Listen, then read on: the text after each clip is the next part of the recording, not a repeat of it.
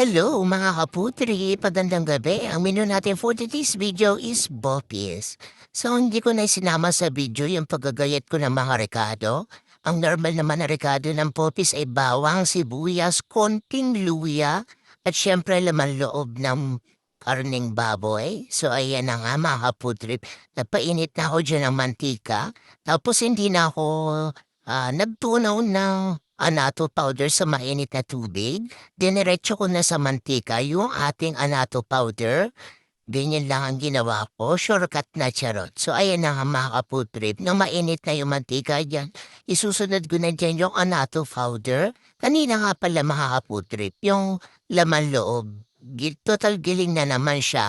Ginawa ko, pinakuluan ko na siya sa isang basong tubig na may kasamang dahon ng laurel. So ayan na nga mga kaputrip, nilagay ko na yung anato dyan, sinunod ko na yung luya, tapos yung ating bawang. Depende kung ano gusto nyo mauna, kung bawang o sibuyas. So ayan, ang mahalaga, maggisa sila ng maayos at lumabas yung amoy na meron sila, charot. So ayan na, ilalagay ko na dyan yung bawang mga kaputrip. Habang nagluluto ako nito, talagang nasa isip ko nagugutom na ako. Promise, nagugutom na ako. Sana maluto ko na to agad. Ganun yun sa isip ko kanina. Tako yarn. So, ito na nga mga kaputrip. Nilagay ko na rin dyan yung sibuyas. Yan, ganyan lang mga kaputrip. Tapos, igisa lang natin siya. Tapos, yung ating laman loob na hinalbusan kanina na may dahon ng laurel, ilalagay na rin natin siya dyan mga kaputrip. Oh.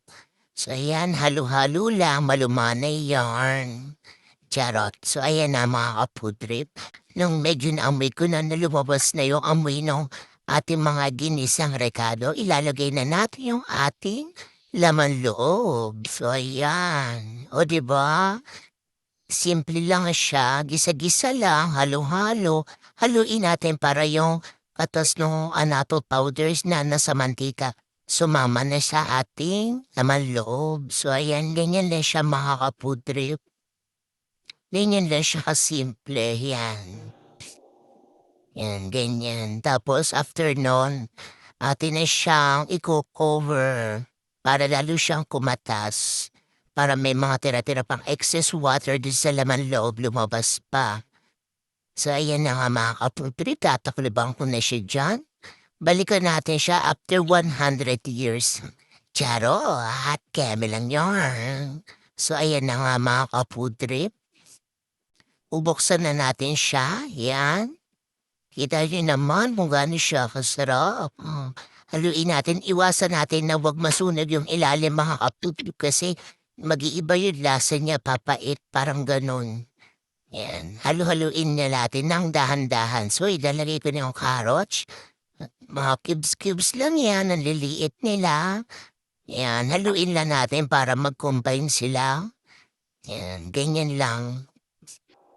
Tuloy-tuloy lang ang halo para hindi masunog yung ilalim. So isusunod na rin natin dyan mga kaputrip yung ating ginayat na carrots. Yung iba kasi ang inilalagay ay singkamas. Oo mga kaputrip, nakakain ako ng bopis sa may singkamas. Masarap din na, masarap naman siya. So ayan, ako kasi ito nakagisnan ko na carrots at patatas. Tapos bell pepper lang ang mga normal na gulay na nakikita kong isinasahog dito sa bopis. So ay patuloy lang ang paghahalo para yung mga ano niya, dumikit na yung kulay orange. So ayan na nga mga kaputre. Ilagay ko na rin dyan yung bell pepper. Tapos haluin lang natin ulit. So ayan, halo-halo lang, halo-halo. Nang dahan-dahan para hindi magtapon. So ayan, nung na-secure ko na nahalo ko na siya, maglalagay na ako dyan ng ating tubig poso. So ayan, haluin lang natin ulit mga kaputre pang ating bopis. So ayan. Oo mga kaputre, kanya ko siya ginawa. Tapos naglagay na rin ako ng paminta dyan mga kaputre. After nun, hinalo ko na siya ulit para yung katas niya paminta kumala. Tapos naglagay lang din ako dyan ng isang pork cubes. Oo, mga kaputrip. Naglagay na ako dyan ng pork cubes. So, ayan na, yan. Kita nyo, parang hinagis lang ano. So, ayan, pinailalim ko lang siya dyan, mga kaputrip, para kumalat siya sa tubig dun sa katas. So ayan, haluin lang natin hanggang ilalim, haluin, yan, halo-halo lang. After nun mga kaputrip, naglalagay ako dyan ng oyster sauce. So ayan, sinaid ko na nga lang dyan yung oyster sauce mga kaputrip kasi kita niyo naman naghihirap na tayo dyan. So ayan, sinaid ko lang siya. Palasa at pakulay lang din yan mga kaputrip. Hindi na ako naglagay ng asin dyan. Yan. So ayan na nga mga kaputrip, haluin lang natin siya ng haluin.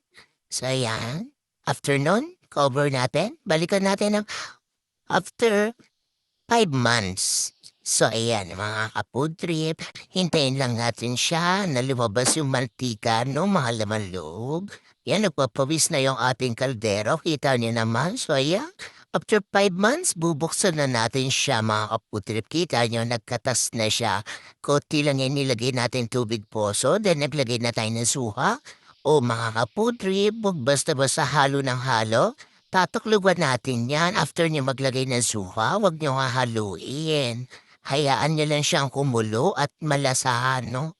Humalo yung ating suha. So, ayan na nga mga trip. Nung na-secure ko na kumalat na yung suha, haluin natin siya ulit para yung ilalim hindi masunog. So ayan mga kaputrip, kung nakikita at napanood mo ang aking video, huwag mo kalimutan mag-like, mag-share at mag-comment ka na rin sa aking comment section at pa-bonus na rin ako ng follow. Maraming salamat kaputrip sa panonood ng aking video.